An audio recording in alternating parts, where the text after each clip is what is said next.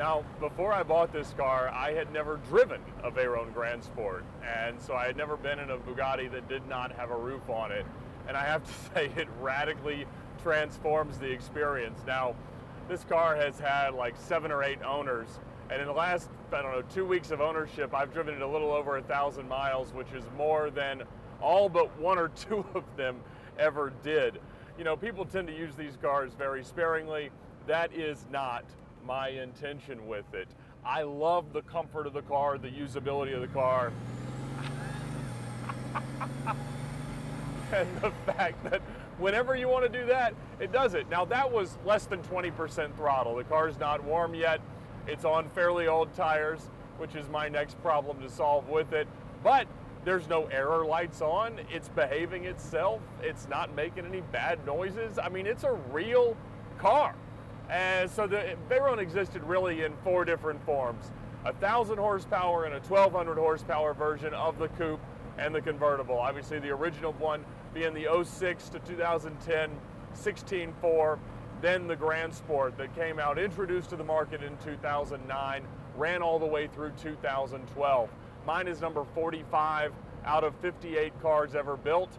Only 14 of them came to the US. And the only reason that I got to buy this car was that in the past year, 6 out of the 14 cars have been for sale. And so for a very, very short moment, the fact that there was so much supply and not any more demand than normal for the cars, that drove the prices down actually below most 16.4 coupes. And so I was able to get a much cooler version with the updated headlights, the updated taillights, the super sport wheels, a one-of-one spec that most people on the internet seem to dislike, but I love it, and the roof comes off. Now, I believe that once this inventory is absorbed and there's only 2 left on the market, I think they shoot right back up over $2 million. That doesn't really matter. This is not an investment car, although it is rather critical to me, and the fact that I might one day be able to retire, that they do not go down in value.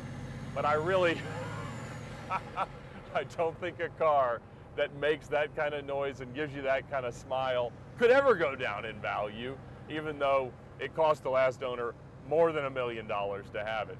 So, what is it really like to drive? At this kind of like 40, 50 mile an hour driving around speed, honestly, it drives a lot like a Bentley Super Sports. If the Volkswagen Group had not felt like resurrecting the Bugatti brand, this car could have been billed as a Bentley. Now, the double clutch transmission makes it feel a bit different. Obviously, it makes more power, but it kind of makes it in the same way as the twin turbo W12 does on a Continental GT or a Flying Spur. And so those are also cars that I like. Those are also extremely comfortable and high-performing, amazing vehicles. And so you really can't go wrong with the car from a usability perspective. The cars also can be finicky, but generally when they're working, they keep working, is the impression that I've gotten from the ownership community. There's a plenty scary things that could happen to this car, and I hope that they do not manifest, but at the same time, you know, I believe that the overall value curve should offset whatever my spend is. Now, we're gonna explore different tire options. A lot of people run aftermarkets, either 1920s or 2021s. The problem with running a 2021, even though that's pretty close to the size of the wheels that are on the car, you can't get a tire with enough sidewall to actually replicate the look and the drive. The PAX tires are very harsh, they're very stiff, even right out of the box. These are 7 years old, which is not the most responsible thing to be rolling around on with 1,000 horsepower, but those are the cards that I've dealt myself, and I shall accept it.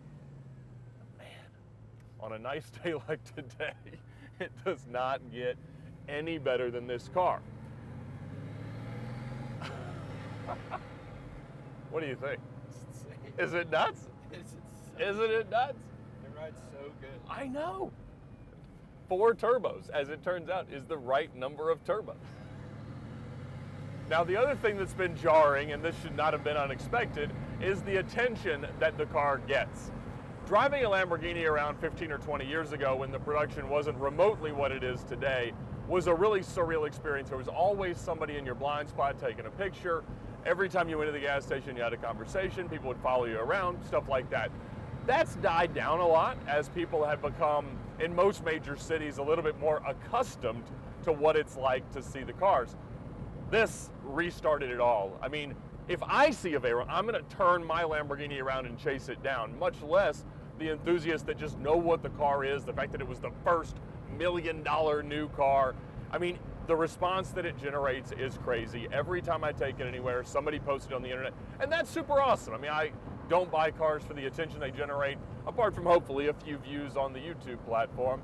But I gotta say, it's so much fun to see the joy that the car brings to everybody else. I've experienced that a few times, but mostly in other cities like Miami, where, you know, even there you do see Bugattis. This is the only Veyron in Georgia, one of 2 Bugattis in Georgia. There's one Chiron, and he never drives it. And so, obviously, as I take it out everywhere I get the chance to go, I love it. Now, the question that is gonna really govern the next year of my automotive life is, what is honestly the better crazy expensive open top car to own, this or my manual LP640 Roadster? Now, obviously the manual makes a world of difference in the automotive enjoyment. This, being what it is, also totally transforms it. Naturally aspirated V12, quadruple turbocharged, W16, radically different experience. This makes turbo noises, that makes the greatest V12 symphony that anybody could ever ask for. And they're right now worth about the same money. I don't know which one wins out. Probably this 5-10 years from now is worth a good bit more. But, you know, it's a choice that a lot of people are making. And, you know, we're about to see in Monterey what some of these cars do. There is a really nice manual LP640 Roadster running. But I gotta say, I don't know that I immediately give the nod either way. You know, I was worried that in really owning one of these cars, I would either love it much more than expected or much less than expected, but honestly, it's been just what I wanted it to be. I love the experience, I love how it's behaved, I've loved driving it short drives and long drives. It's what I needed it to be.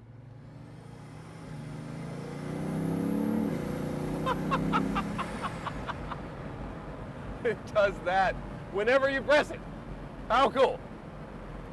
Now, 2 years ago, I very nearly ended up with an all-carbon, over-orange, dream spec Super Sport coupe. And, you know, I was very conflicted about the amount of debt I was going to have to incur to do it, the fact that I was giving up all but one car to accomplish it, and honestly, that it was so perfect. It had always been perfectly maintained.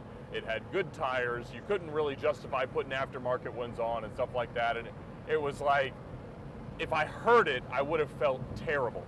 Now, when I bought last year my Lamborghini Diablo SV, I kind of thought of it as a little bit of an experiment as to whether or not I might like to have a nicer one day. And as soon as I got it off the boat and drove it from LA to Vegas, I was like, nope, this ratty piece of junk falling apart Diablo is my absolute dream. It is exactly what I want. I don't want a nicer one. I don't want to have to think any harder about it. I just want to drive. And this is the driver example for me. And so even in the years since, I have not felt like, I wonder what I could upgrade to for this or that or whatever. I've thought, nope, I just want to keep it as bad as it is and make it worse by putting a ton of miles on it. And as soon as I really started to drive this car and get comfortable with it, I felt like, man, this is exactly that. I'm so comfortable, I love it so much, and I love it because it's imperfect. I love that when I turn the air conditioning on, like most 2000s cars, it blows little pieces of black foam into my eyes, so you have to wear sunglasses. I love that the dash is stretched out, so I don't have to worry about if somebody brushes against it. I love that it's had some paint work, so if I have to do some more, it's fine. I love what it is, why it is, everything about what made it, you know, the car for me to buy. I, would have been perfectly content with a ratty early car, but the fact that for an insignificant difference in money, I was able to buy this thing, I am thrilled. This is the Big Eddie Vert Bugatti, and I love how hard it's lived. thus far. We clean the seats up. It just keeps being awesome. So I cannot imagine this thing is going anywhere anytime soon.